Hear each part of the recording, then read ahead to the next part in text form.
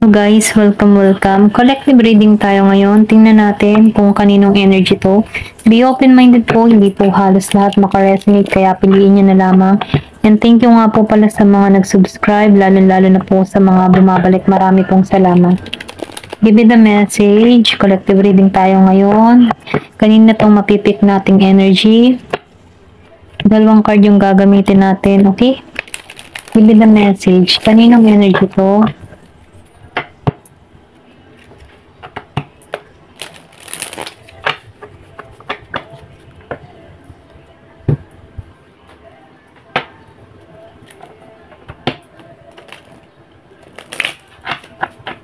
Give me the message. Kaninong energy to?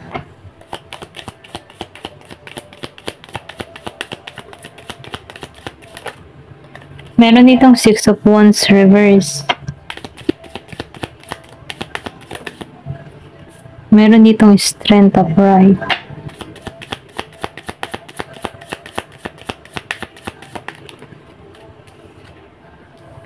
The Emperor reverse.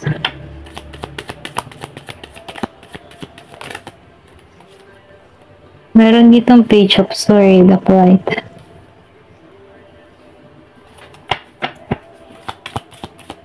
Give me the message.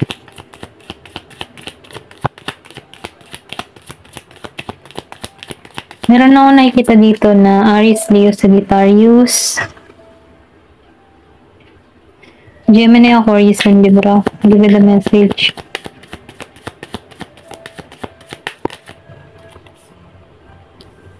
More fire sign. Malakas ang fire sign. Nakita ko dito handa ka na. Okay? Meron ditong handa na sa pagbabago. 6 of Pentacles reverse. Hindi, nakita ko naman dito yung iba sa inyo. Meron ka ditong kadiling na madamot. Madamot sa oras, sa tensyon. Ayan. Or pwede rin sabihin, pinagdadamutan ka ng tao na ito. Tingnan natin dito, ano? Bakit lumabas yung 6 of Wands reverse? Give me the message. Bakit lumabas yung 6 of Wands reverse?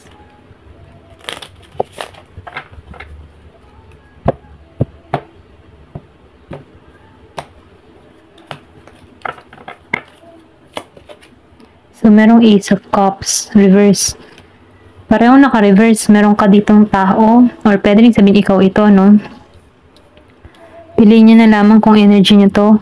Meron ditong Ace of Cups reverse and 6 of Wands reverse. So, nakikita ko dito na meron ditong tao na hindi nagbibigay ng oras panahon dito sa kanyang kadiling dito, no? Kumbaga, no, nagitong madamot dito. So, nakikita ko dito na walang pakikipagkasundo or walang pag-aayos na nangyayari dito sa dalawang panig, ano?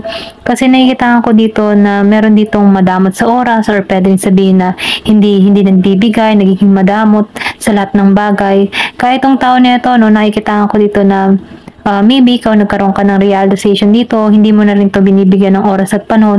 Kumbaga, no, nawawalan ka ng amor dito. Ito lang nakikita ko. Meron ditong Scorpio, Cancer, and Pisces. Year of the Horse. And Aries, Leo, Sagittarius. Kumbaga, hindi nagkasundo. Nagkaroon dito ng lamat or pwede sabing kompetisyon. Ayan.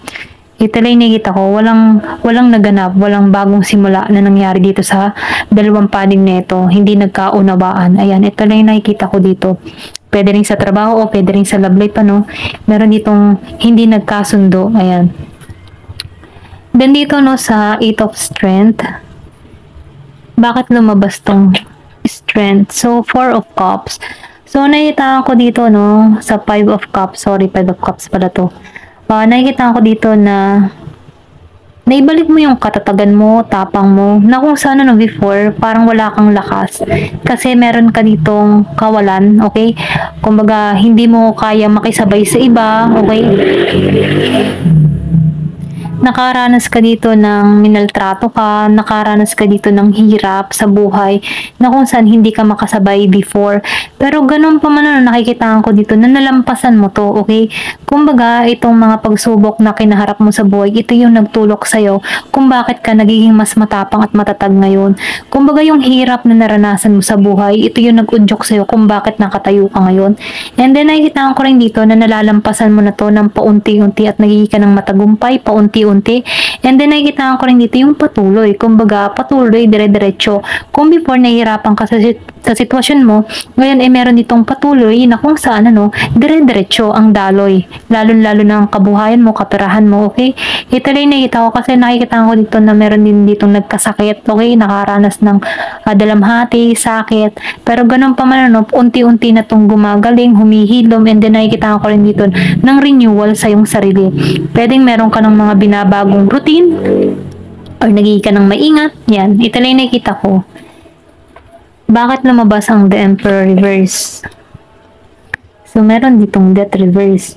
Kaya lumabas ang The Emperor Reverse, meron ka ditong tao na, alam mo yung tipo na hindi mo tumakitaan ng bagong simula, okay?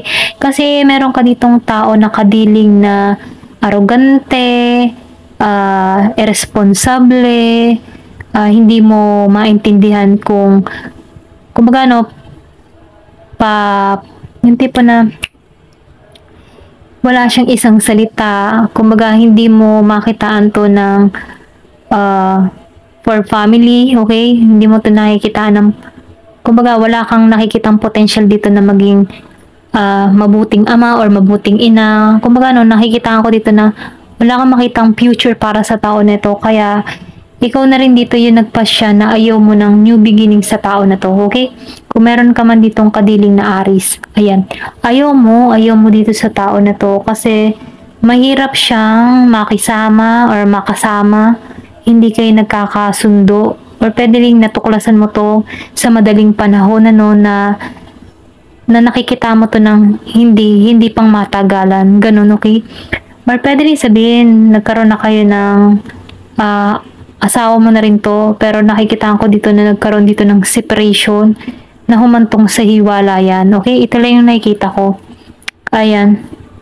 Meron ditong Page of Swords. Bakit lumabas naman to? Two of Wands.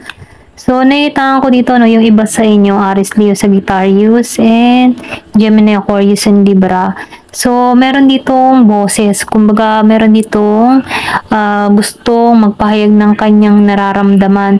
Itong tao na ito ay nag-iintay lamang. Kumbaga, siya ay parang yung tipong young energy, okay? Energetic to, malakas yung charisma. And then, nafe-feel ko dito yung pagka-innocent ng tao na ito. Kumbaga, totoo to sa kanyang mga sinasabi, sa kanyang mga ipinapahayag, lalong-lalo na yung kanyang nararamdaman. Itong tao nito ay nahihiya sa'yo, okay? Ito rin nakikita ko kung meron ka man ditong kadiling nahihiya tong iparamdam yung kanyang nais, yung kanyang saloobin sa'yo. Pero may pag-iintay to. Kung madalas mong makita yung 222, nag-iintay lang to. Nakikita ko to na magsasalita rin to, okay? Kumbaga, ipapahayag niya yung saloobin niya, yung sa loob-loob niya, okay? Yung magiging siyang totoo sa kanyang nararamdaman. Pwede yung magsulat to, may pagka-romantiko, okay? Dadaanin ka nito sa letter. Ito lang yung nakikita ko sa iba hindi halos lahat. Magpapahayag to ng kanyang nararamdaman, dadaanin ka nito sa letter kasi mahihain to hindi niya masabi ng personal, kaya dadaanin ka dito sa sulat. Ayan, ito lang yung nakikita ko sa iba. So, meron ditong Two of Wands reverse. So, bakit naman to lumabas? Okay, Queen of Pentacles upright, Two of Wands reverse. So, nakita ko dito, continue nitong isang ito. Meron ditong Virgo, Capricorn, Taurus, and Aries, Leo, Sagittarius. Nakita ko to na kikilos na to, okay? Nakikitaan ka ng tao nito na may potential maging kapartner sa buhay. Nakikitaan ka ng tao nito na makakasundo niya, okay? Kumbaga, kumbaga itong tao nito gusto kanyang i-spoiled or gusto niyang ipahayag yung kanyang nararamdaman sa pamamagitan ng pagbibigay ng mga bagay, lalo-lalo na yung mahahalaga. Nakikita ko to na may pagka-romantiko to. Ito lang nakikita ko, may pagkilos na to. And then yung iba naman sa inyo, need ng travel para makatungo sa'yo. Pwedeng may distance sa inyong dalawa, nasa ibang bansa. Okay? Ito lang yung nakikita ko. Meron ditong Year of the Dog. Then, nakikita ko rin dito, no, na itong tao nito ay kikilos na. Okay? Magta-travel to patungo sa'yo kung nasa malayo kayo sa bawat isa. Siya yung tipo ng tao na stable na sa kanyang kabuhayan. Kumbaga, kulang na lang dito ay family. Napipili ko dito may business to, or pwede rin sabihin na maganda yung takbo ng kanyang pamumuhay, kanyang trabaho, mayroong maayos na kita, na kung saan dire-diretso yung daloy ng biyaya sa tao na to. And then napipili ko dito na itong tao na ito, gusto kanyang i-share niya yung blessing niya sa'yo. Ayan, ito lang nakikita ko.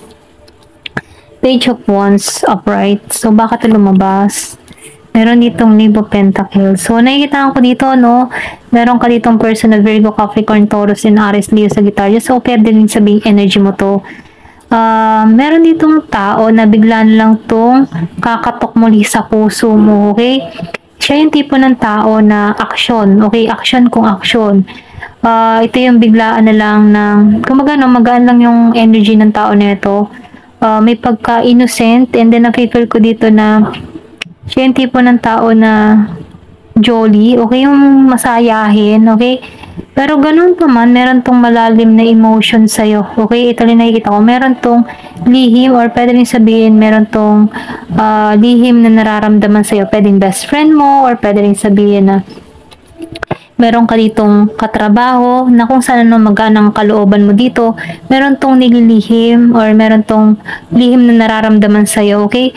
Pero nafe-feel ko dito na pareho kayo ng emotion, okay? Pwede rin meron kang nararamdaman dito, or pwede rin ikaw meron kang lihim na nararamdaman dito sa best friend mo, or dito sa katrabaho mo, or kahit saan ka man ngayon, ano? Ito lang nakikita ko, meron ka ditong tao na napupukawan mo ng attention, na meron kang lihim na pagtingin. Ito lang nakikita ko.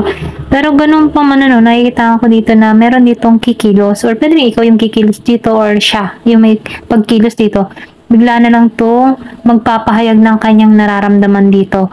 Kasi nafe-feel ko dito na hindi niya na kayang kontrolin yung kanyang nararamdaman. Kaya itong taong ito ay magsasalita na dito.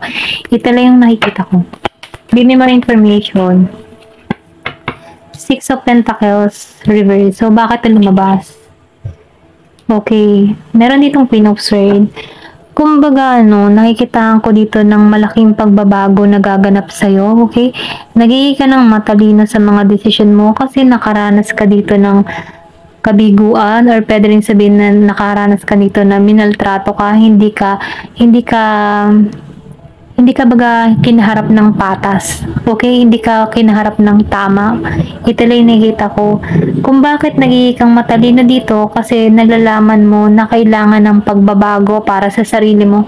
Kasi nafe-feel ko dito na ayaw mo nang minamaltrato ng hindi maganda. Kaya nakikita ko dito yung pagbabago na nagaganap sa'yo.